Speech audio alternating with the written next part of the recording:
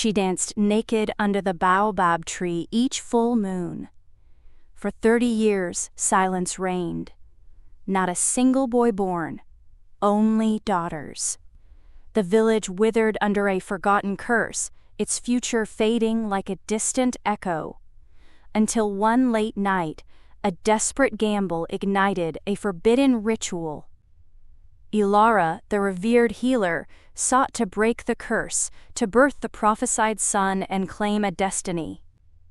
But when a rival's silent prayer was answered, Elara's sacred quest twisted into a deadly game of deceit and dark ambition.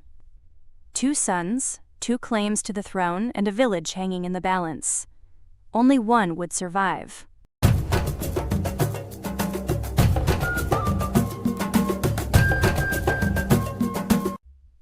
Elara was known throughout the village as a woman of unparalleled grace and profound wisdom.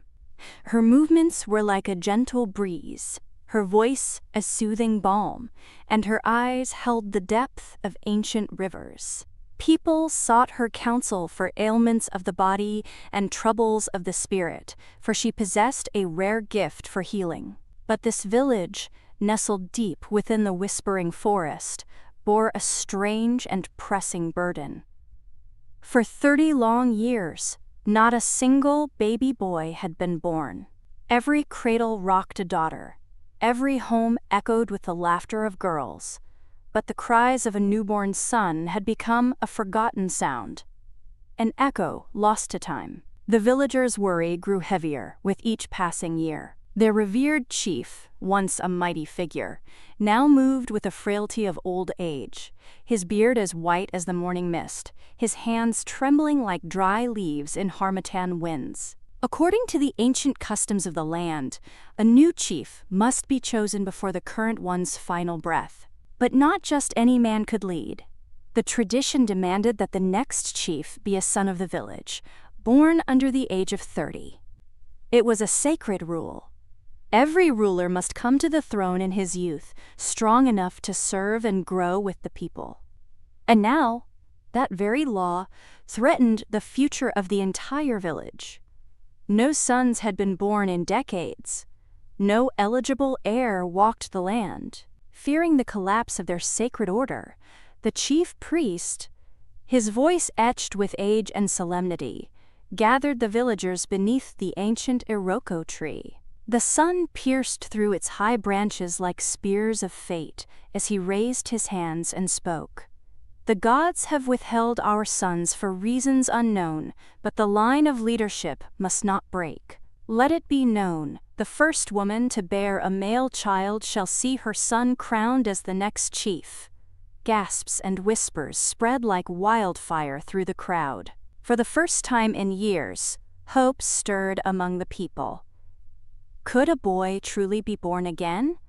And to whom? From that day forward, the village women prayers rose like smoke to the heavens. Offerings were left at every shrine. Some women wept through the night, their tears soaking into the earth as pleas to forgotten gods. Still, no son came. Only daughters. The sound of a baby boy's cry remained a distant dream, a phantom echo in a village growing quieter with each passing season. Elara, sitting in her tranquil compound, watched the women struggle with a serene, almost knowing smile. I must be the one to give birth to the next. Chief, she mused, a quiet certainty blooming in her heart. Elara's home was not just a place of healing. It was a sanctuary of order and quiet perfection. Her compound shimmered with a soft, inviting glow. Woven mats lay perfectly aligned. Her clay pots and carved gourds sparkled as though kissed by morning dew. Even the wind seemed to hush itself within her walls. Villagers often said, Elara's home is so serene, even the restless spirits find peace there. She kept no maids, for she preferred the sacred rhythm of tending to every task herself, sweeping, fetching, arranging, as if in quiet conversation with the world around her. Every corner of her life spoke of peace, intention, and control. Yet despite her immense grace and her powerful healing hands, Elara, too, could not birth a son. Without a husband, she had lain with several of the village's strongest men, but each time she conceived, she turned to the old ways of reading bones, casting stones, listening to the whispers of the fire, and each time the signs were clear. It was never a boy, never the heir she longed for, and so each time she ended the life before it began. No one knew, no one asked. As the chief grew weaker and the days of his reign dwindled, Elara's desire to be the mother of the future chief burned brighter. It was no longer just a hope, it was a calling. She turned to the old ways, delving into rituals passed down from her foremothers, whispering chants in forgotten tongues, soaking herself in the smoke of ancient herbs. Then, at last, as though the gods took pity, she found what she had long been seeking. It was buried in time, in a brittle scroll tucked inside a worn leather pouch beneath her grandmother's altar. The ink was faded, the language old, but Elara could still make out the warning, etched by hands long gone. When the land is cursed, the river carries the curse. What feeds the belly feeds the womb. In such times, drink only from the untouched hills, where the curse cannot climb. And when the moon is full, dance beneath the baobab at the forest's edge. There, where the veil between worlds is thin, the womb may be blessed. However, Elara never told a soul, not even the women who once called her sister. The truth was too precious, too dangerous. This was no longer about the village, it was about her legacy, her blood, her son. And so, while the others gathered at the communal stream, chatting, laughing, and filling their pots, Elara rose before dawn and made the long, quiet journey to the spring hidden in the hills. Only water kissed by the purest earth, she'd say, her tone gentle, her smile unreadable. The villagers admired her discipline, her unshakable calm, but beneath their respect was a thread of unease. "She is too perfect," they'd whisper, "too distant, too untouched." They didn't know, they couldn't. Elara carried her secret like a flame cupped in her palms, fragile but burning bright. Only one vision lived in her mind now, her son, strong and wise, bearing the ceremonial headdress, his voice commanding, his people gathered in reverence. It filled her waking thoughts. It smiled at her in her dreams. Then came the night of the full moon. A silvery hush fell over the village as Elara stepped into the shadows beyond the last hut and walked toward the forest's edge.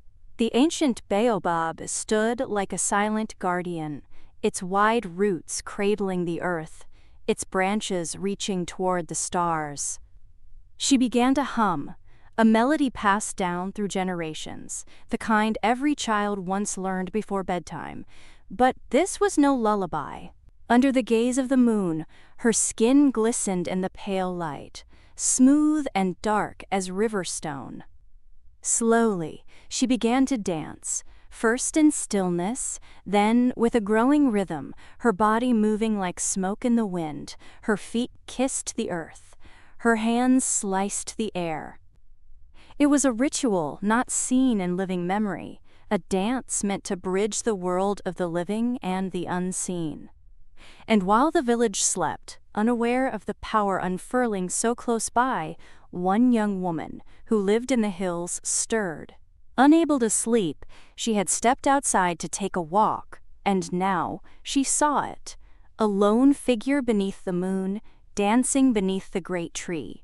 The sight stole her breath. She could not see the woman's face, only the silhouette, but she felt the truth in her bones. This was sacred. This was ancient. And when the dancer was gone, she stepped forward and began to dance and hum the same until the first kiss of dawn touched the sky. She would return the next night. And the one after that, something in her had awakened. A few months passed, each full moon finding Elara beneath the ancient baobab, performing her sacred dance. Weeks turned into months, each day bringing Elara closer to her destiny. Then, on a night when the moon hung like a luminous pearl in the velvet sky and the stars twinkled like scattered diamonds, Elara's cries echoed through her quiet compound as labor gripped her. When messengers were sent to fetch the village midwives, not one could be found. Word spread quickly. They've all gone up the hills, chasing a rumor of a sacred sign. Only one remained, Nika, the oldest midwife in the village. Bent with age but sharp of mind, she arrived silently, took Elara's hand, and began her work. By sunrise, her baby was placed in her arms. It was indeed a boy, strong and healthy, his tiny fists already clenching with the promise of a future leader. Elara's spirit was ablaze with joy and disbelief. She had done what no one else could, and nothing could possibly stand in her way now. But that very same morning, as Elara danced in front of her compound, wrapped in celebration with talking drums echoing her triumph, a strange shift passed through the crowd. Smiles faded, murmurs replaced cheers. Something had changed. Whispers moved like wind through the gathering. Another boy has been born in the hills. Amina, the young woman who lived quietly with her husband in the uphills, gentle, barren since her marriage, and barely spoken of until now. No one knew she had been dancing too, night after night, beneath the same ancient baobab, and had lived solely on the hill's pure stream. And just mere hours before Elara's son arrived, it was Amina who had gone into labor. That was why the village midwives had disappeared. They had gone to confirm a miracle. By morning, it was not one boy, but two. The news hit Elara like a blade to the chest. Her smile faltered. The rhythm of the drums stumbled. Another son? Her eyes searched the crowd, but the joy in their faces was now mixed with doubt, with curiosity. Amina has a husband, and she birthed first, someone whispered. Surely her son is the rightful chief.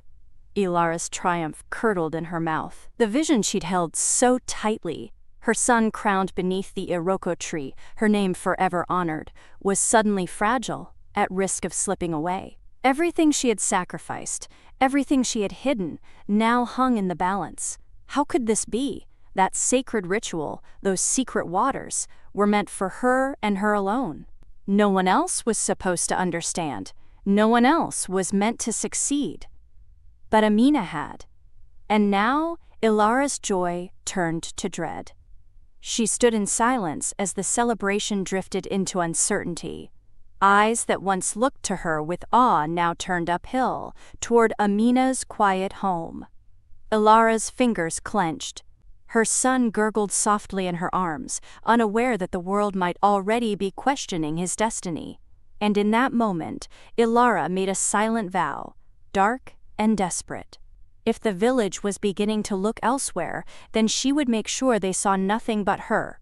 At any cost, Elara's heart burned with jealousy and a terrifying fear. She knew she had to act swiftly. Late that night, when the village was swallowed by the deep silence of sleep, she summoned 3 strong and capable men. "I heard her husband won't be home," Elara whispered, her voice like a blade in the dark. "Go to the hut uphill. End the mother. Take the baby. Leave no trace." The men, bound by money and promises of being indebted to the future chief, nodded without question. They took their tools, sharp machetes and a coarse sack, and vanished into the enveloping darkness. What Elara didn't know was that Amina's husband, Cato, a strong, vigilant hunter, had grown uneasy. Earlier that day, another hunter had come bearing a strange message. Cato was urgently needed to check a distant trail. He'd left reluctantly, his instincts uneasy. But fate, or perhaps something deeper, guided him back. By the time the men reached the hut, the soft cries of Amina's newborn son echoed gently across the still compound. Shadows moved like ghosts between the trees. Just as one of the men stepped forward, his foot sank into a shallow trench lined with sharpened bone and iron thorns. An old trap Cato had set long ago to alert him when wild animals came too close. Pain exploded through the man's leg, and he let out a sharp cry before collapsing into the dirt. Amina jolted awake. Cato, who was scouting the area from nearby with his machete and gun, heard the scream and sprinted toward the source, heart pounding. What he found made his blood run cold. 2 men, armed and ready to kill. Cato didn't wait. He immediately shot the first man dead, and the fight that followed was brutal. Blades flashed, fists collided, and the night was ripped apart with the sounds of metal and grunts of pain. Cato fought like a man possessed, like a father who had everything to lose. The other man fell, lifeless. The third man, wounded by the trap, bloodied and staggering, had attempted to run, but Cato soon caught up with him and slammed him against a tree. "Who sent you?" Cato growled, blood dripping from a cut above his eye. "Elara," the man sobbed. She said, the boy must die. Please, release me. The trap, my leg, please." Cato's grip tightened and stepped away. "Live with the pain," he said coldly. He turned and raced back to the hut. Amina, shaking but unharmed, held their son close. Cato quickly wrapped them in a cloth and led them into the dense forest behind the house. "We can't stay," he whispered. "Not tonight." They disappeared into the trees, the path ahead unclear, but alive. Back at Elara's compound, the wounded man dragged himself through the doorway, his body smeared with blood. Groaning, he collapsed at her feet. Elara stood over him, her eyes burning with fury. "What happened?" she asked, her voice icy. The man gasped, barely coherent. "Her husband, he defeated us." Rage twisted Elara's face. So close. She had nearly erased Amina and her child. Now everything hung in the balance. Without hesitation, she activated Plan B, men she had kept on standby. "Go," she hissed. "Find them before dawn. This time, no escape." The men vanished into the night, blades sharp, hearts colder. They knew the secret paths and darkest trails. Meanwhile, at the village edge, Cato held Amina close, whispering comfort. He knew Elara wouldn't stop. The distant crackle of branches sent a chill through him. He gripped his machete. They were coming. At first light, they moved. Elara's men leapt out, weapons drawn. Cato turned to Amina. "Run!" tell the chief. Tears filled Amina's eyes as she ran, clutching her child. Behind her, steel clashed as Cato fought with desperate fury. But he was outnumbered. After a brutal fight, they struck him down. Amina, heartbreaking, ran faster. Her baby's cries spurred her on. She burst into the village square, panting, terrified. "Help! Someone help! They're after my son!" Villagers turned, alarmed. Moments later, Elara's bloodied men stumbled into the square, machetes drawn. But before they could act, Cato's fellow hunters stormed in and subdued them. The men were tied up and forced to the ground. "Who sent you?" a hunter demanded. Trembling, one confessed. "Elara, she sent us to kill the boy." Gasps spread through the crowd. "Elara didn't want anyone else to have a boy," the second added. She feared Amina's son would replace hers as future chief. The chief, already on his way to meet the newborns, was alerted. and arrived just in time. His face darkened with rage. "Bring Elara," he commanded. Elara, holding her own baby, was dragged forward. Her face fell when she saw Amina cradling her child alive. "Elara," the chief said sternly, "did you order this?" Elara hesitated, then nodded. Yes. The villagers stood in stunned silence. The graceful healer they admired was a traitor. Trying to bargain, Elara cried, "You can't punish me! I hold the cure to this village's curse!" But the chief laughed. "The curse is broken. A boy has been born." Elara's strength drained. The chief seized her child. "Your son will serve Amina's," he declared. "He will be a slave to the true heir." Gasps rippled through the crowd as two hunters emerged, solemn and silent, bearing Cato's lifeless body wrapped in white cloth. Amina's wails pierced the air, her sorrow deep and raw. The chief priest raised his staff. "This child shall bear his father's name, Cato, and he will be the new chief, chosen by the spirits." Cheers erupted. As the crowd quieted, the chief priest turned back to Elara. "For your crimes," he said, voice like stone, "you will carry a calabash of cursed water through the forbidden forest. If you survive, exile awaits. If not, may the spirits judge you." At dawn, Elara was dragged to the square to be flogged 500 lashes. Bloodied, barefoot, and stripped of honor, she was handed the cursed pot. Without a word, she staggered into the forest's dark mouth, never seen again. 23 years later. After the chief's death, young Cato, son of Amina and the fallen warrior, was crowned. Wise, kind, and just, he brought peace and prosperity to the village. The rivers ran pure, fields bloomed, and laughter echoed once more. But the story of Elara, the beautiful woman consumed by ambition, lived on.